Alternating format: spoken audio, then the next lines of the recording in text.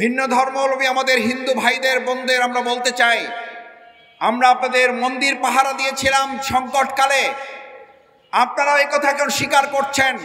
যারা আমাদের চট্টগ্রামের অ্যাডভোকেট সাইফুল ইসলামকে শহীদ করেছে, তাদের সাথে আপনাদের কোনো সম্পর্ক নাই। এই খুনি সন্ত্রাসীরা মূলত দেশের বাইরে থেকে শেখ হাসিনার নির্দেশে কতিপয় গুন্ডারা এই কাজ পরিচালিত করছে। নতুন নতুন প্রত্যেক ঘন্টা একটা করে ষড়যন্ত্র হলে একটা করে জীবন দিয়ে প্রত্যেক ষড়যন্ত্রের জবাব দেওয়ার জন্য রাজি আছেন। প্রথম কথা হচ্ছে, আল্লাহ সুবহানাহু ওয়া তাআলা এই পৃথিবীতে মানুষকে সৃষ্টি করেছেন। লাকাদ খালাকনাল ইনসানা ফি কাবাদ, আমাদেরকে পরিশ্রম প্রিয় করে সৃষ্টি করেছেন, পরিশ্রমী করে সৃষ্টি করেছেন। পরিশ্রম করার সক্ষমতা আল্লাহ আমাদেরকে দিয়ে সৃষ্টি করেছেন। সেজন্য আমাদেরকে ওয়াহাদাইনাহুন নাজদাইন, আমাদেরকে দুটো রাস্তাও তিনি দেখে দিয়েছেন, একটা সরল সঠিক পথ আর একটা গোমরাহি বিভ্রান্তির পথ। আমাদের দায়িত্ব হচ্ছে পরিশ্রম প্রিয়তার মধ্য দিয়ে আমরা যেন ক্রমান্বয়ে ইয়া আইয়ুহাল ইনসান ইন্নাকা কাদিহুন, এই পরিশ্রমের মধ্য দিয়ে আমরা এমনভাবে আল্লাহর দিকে যাই, ইন্নাকা কাদিহুন ইলা রাব্বিকা কাদহান ফামুলাকি। আমাদের এই পরিশ্রমের রাস্তাটা যেন দুনিয়ার কোনো সম্মান মর্যাদার জন্য না হয়, পরিশ্রমের রাস্তাটা হবে আল্লাহর সাথে সাক্ষাতের জন্য। আজকে আমি আপনাদের এখানে যারা আছেন তাদের বিবেকের কাছে জানতে চাই, সম্মানিত ভাইয়েরা, আমার শ্রমিক বন্ধুগণ, বাংলাদেশের এমন দুই একটা শ্রমিক সংগঠনের নাম কি বলা যাবে যারা আমাদের শ্রমিকদের এই সমাবেশ ডাকার পর তারা আমাদেরকে আল্লাহ, আল্লাহ রসুল এবং তার সাথে সাক্ষাতের কথা মনে করিয়ে দেয়? এরকম সংগঠনের সাথে অনেক আছে না নাই? আলহামদুলিল্লাহ, বাংলাদেশ শ্রমিক কল্যাণ ফেডারেশন আপনাদের শুধু দুনিয়ার প্রাপ্তির কথা বলে না, দুনিয়াটা সংক্ষিপ্ত জীবন। এই সংক্ষিপ্ত জীবনে কিছু পেতে পেতে যদি আমরা চূড়ান্ত সফলতা পরকালে আল্লাহর সাক্ষাৎ পেয়ে যাই, তাহলে দুনিয়ার কিছু ক্ষতি হলেও আমাদের তাতে কিছু যায় আসে। আজকে আমি আপনাদের কাছে জানতে চাই, আমরা কি সেটার জন্য শ্রমিক কল্যাণ ফেডারেশনে থাকবো যে আমরা দুনিয়ার কিছু ক্ষতি যদি হয়ও আল্লাহর সাথে সাক্ষাৎ করে কাল কিয়ামতের কঠিন ময়দানে বিনা হিসাবে জান্নাতে যাওয়ার রাস্তা যদি আল্লাহ তাআলা এটাকে কবুল করেন, এই রাস্তায় থাকতে কি আমরা রাজি আছি সবাই? ইনশাআল্লাহ সবাই রাজি আছি ইনশাআল্লাহ। দ্বিতীয় কথা হচ্ছে, আমাদের প্রিয় মাতৃভূমি বাংলাদেশ বহু সময় বহু শ্রমিক আন্দোলনের কথা আমরা শুনেছি। এখন তো আমরা আবার শ্রমিক অসন্তোষের কথা শুনি। আসলে শ্রমিক অসন্তোষ বলে কিছু নাই। এগুলো হলো ছাত্রলীগ, যুবলীগ, সন্ত্রাস লীগ, যারা এতদিন মানুষের উপরে দৌরাত্ম্য করেছে, সন্ত্রাসী করেছে, অন্যায় করেছে, অপকর্ম করেছে, দুর্নীতির মাধ্যমে টাকা কামিয়ে এখন পালাবার জায়গা পাচ্ছে না, তারাই শ্রমিক সেজে এই শ্রমিক অসন্তোষের তৈরি করছে। আমরা শক্তভাবে বলতে চাই, বাংলাদেশকে অস্থিতিশীল করার জন্য যদি এখন কোনো একটা দলের নামে, মতের নামে কেউ রিক্সা শ্রমিক লীগ হয়ে যাচ্ছেন, কেউ ফেসবুক লীগ হয়ে যাচ্ছেন, কেউ তাঁতি লীগ হয়ে যাচ্ছেন, কেউ আমাদের এই শ্রমিক সংগঠনের শ্রমিক লীগ হয়ে যাচ্ছেন, কোনো লীগের পরিচয় দিয়ে বাংলাদেশের অর্জিত এই নতুন স্বাধীনতাকে আর প্রশ্নবিদ্ধ করা যাবে না।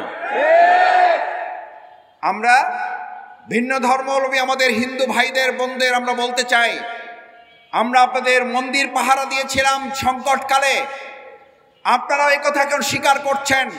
যারা আমাদের চট্টগ্রামের অ্যাডভোকেট সাইফুল ইসলামকে শহীদ করেছে, তাদের সাথে আপনাদের কোনো সম্পর্ক নাই। এই খুনি সন্ত্রাসীরা মূলত দেশের বাইরে থেকে শেখ হাসিনার নির্দেশে কতিপয় গুন্ডারা এই কাজ পরিচালিত করছে।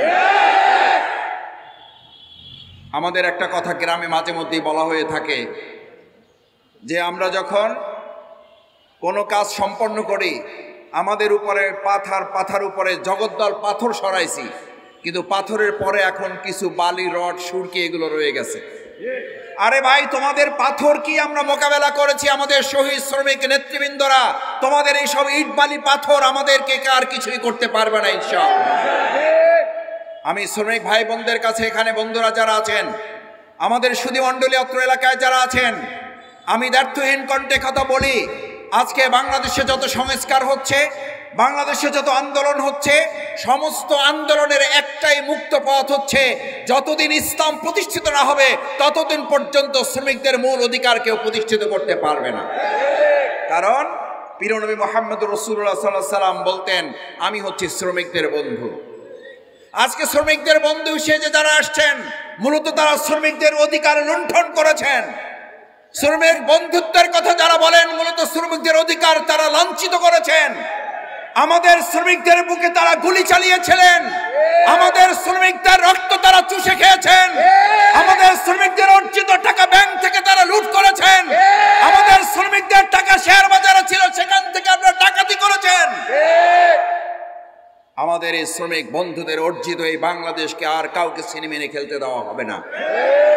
সেজন্য শ্রমিক বন্ধুদেরকে কাজে লাগিয়ে বাংলাদেশে আর আগামী দিনে কেউ সন্ত্রাসী কার্যক্রম করতে চাইলে, অর্জিত এই নতুন স্বাধীনতা যদি কেউ প্রশ্নবিদ্ধ করতে চায়, আমাদের সেই শ্রমিক প্রিয় ভাইরা যেভাবে জীবন বাজি রেখেছেন, আমাদের ১৫০০-এর উপরে শহীদ হয়েছেন জুলাই আগস্টের বিপ্লবে, তার মধ্যে অধিকাংশ ভাইরাই কেউ ঠেলাওয়ালা, কেউ মজুরওয়ালা, কেউ ভ্যানে করে তরকারি বিক্রি করতেন, স্ত্রী সন্তানের কাছ থেকে বিদায় নিয়ে গেছেন। আগামীকালকে হয়তো আর দেখা নাও হতে পারে, কিন্তু দেশকে স্বাধীন করে ঘরে ফিরবো। এই শ্রমিক এবং জনতা যদি সেদিন বিদায় নিয়ে ঘর থেকে ফিরতে পারে, আজকে এখানে যারা এসেছেন তাদের জিজ্ঞেস করতে চাই, নতুন নতুন প্রত্যেক ঘন্টা একটা করে ষড়যন্ত্র হলে একটা করে জীবন দিয়ে প্রত্যেক ষড়যন্ত্রের জবাব দেওয়ার জন্য রাজি আছেন?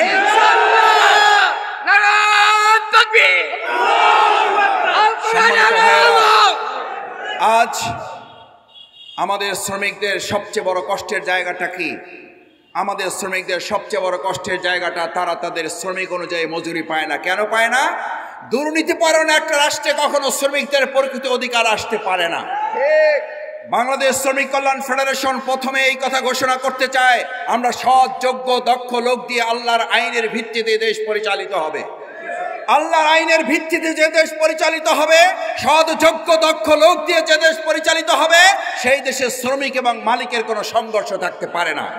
কারণ একটু পরে আমরা আকিমুস সালাত আদায় করার জন্য যে মসজিদে গিয়ে দাঁড়াবো, সেখানে কি ইমাম এই কথা ঘোষণা করবে, মালিক যারা তারা সামনের কাতারে আসেন, শ্রমিক যারা পিছনের কাতারে যান? এটা কি বলা হয়? বাংলাদেশে মসজিদগুলোতে শ্রমিক মালিক এক কাতারে দাঁড়িয়ে আকিমুস সালাতের যে ট্রেনিং, বাংলাদেশ শ্রমিক কল্যাণ ফেডারেশন অর্থনীতির জগতেও ঠিক মান সম্মান মর্যাদার দিক থেকে মালিক শ্রমিক এক কাতারে দাঁড়িয়ে কাঁধে কাঁধ মিলিয়ে কাজ করার একটা রাষ্ট্র আমরা বাংলাদেশে প্রতিষ্ঠিত করব। সেখানে মালিক এবং শ্রমিকরা একত্রিত হয়ে কাঁধে কাঁধ মিলিয়ে কাজ করবেন, সেই রকম একটা বাংলাদেশ আপনাদের কাছে প্রত্যাশা করে আমি আমার কথা শেষ করছি। সবাইকে ধন্যবাদ জানাচ্ছি, কৃতজ্ঞতা জানাচ্ছি। আসেন সেরকম নতুন বাংলাদেশটাকে আমরা কাজে লাগাই। আসসালামু আলাইকুম ওয়া রাহমাতুল্লাহি ওয়া বারাকাতুহু।